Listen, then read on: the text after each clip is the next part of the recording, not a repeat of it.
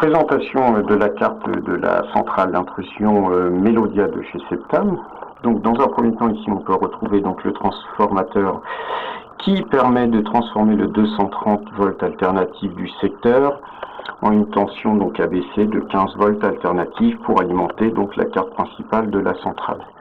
Et ici on retrouve donc le fusible de protection qui correspond à 160 mA. Donc au niveau de la carte, on a un premier bornier B1. Donc sur ce bornier B1 là, donc on va récupérer un 0,12 volts pour les alimentations des infrarouges. Deux bornes donc AS autosurveillance où on va venir raccorder donc en série les autoprotections de tous les détecteurs, et j'ai bien dit en série. Après nous retrouvons donc une borne Z1, on différencie, voilà, donc une borne Z1 et un commun 0, et une borne Z2 commun 0, ainsi qu'une Z3 commun 0, Z4 0, Z5 0 et Z6 0. Donc en fait ces zones-là correspondent donc à 6 zones de boucle de détection. Donc ensuite nous avons ici donc le bornier B2. Donc sur le bornier B2, nous ce qui nous intéressera c'est de récupérer le 0,12 volts pour alimenter une sirène, ainsi que la borne BL plus BL qui correspond plus de blocage de ma sirène. Et enfin pour terminer un bornier B3. Donc sur ce bornier B3 là on retrouve une alimentation 0,12 volts qui permettra d'alimenter donc le clavier ainsi que le bus de communication du clavier qui sont en borne C et D.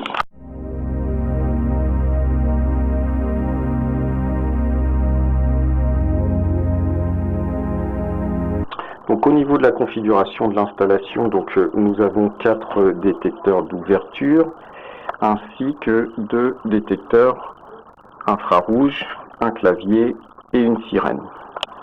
Donc le DO numéro 1 sera raccordé sur Z1, le DO numéro 2 sera raccordé sur Z2, le 3 sur Z3 et le 4 sur Z4.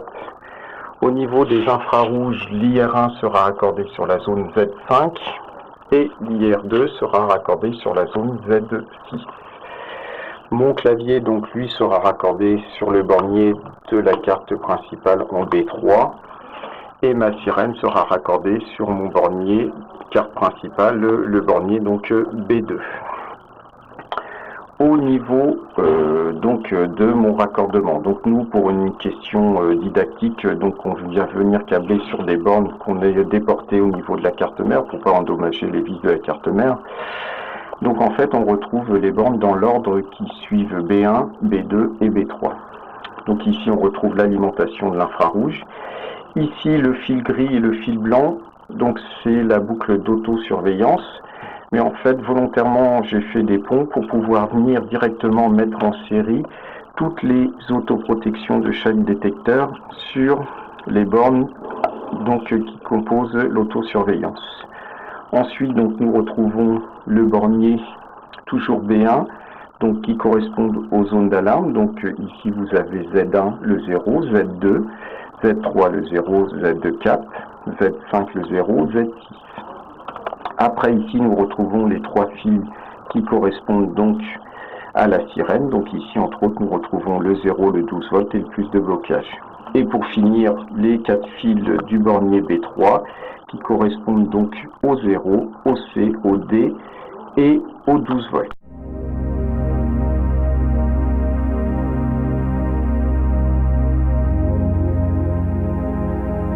Présentation du raccordement d'un DO. Donc ici on conserve toujours les fils non utilisés.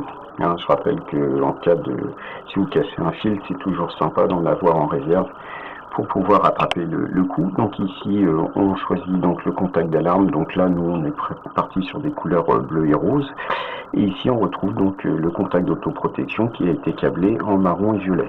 Donc ici ces deux contacts là, P et L, on va les retrouver donc sur notre bornier didactique. Donc ici je retrouve donc mon autoprotection de mon DO1, et ici donc je vais retrouver donc ici ma ligne, ici mon contact d'alarme avec le 0 commun pour le DO1. Donc on va procéder comme ceci pour les 4 DO. Au niveau des infrarouges, donc je rappelle que la différence par rapport ODO. Donc l'infrarouge possède, donc je ne sais pas si on voit très bien au niveau des bornes, il faut se référer plutôt à la documentation technique. Donc ici le contact d'alarme sera câblé sur le contact NC-NC et l'autoprotection TT qui correspond à Tamper en anglais.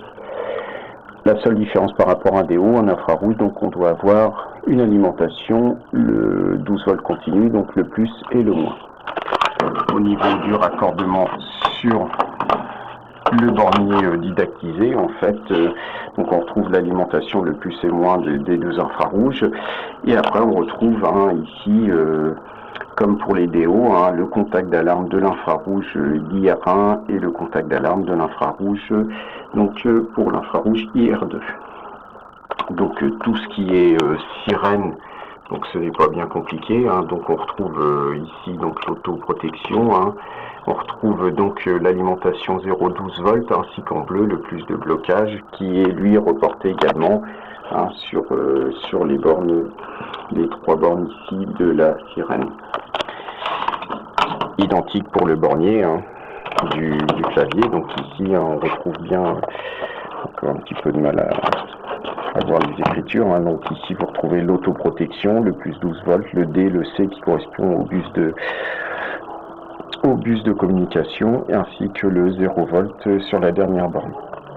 Et tout ça donc on retrouve également sur le bornier donc didactisé qui repart vers la centrale, vers le bornier B3.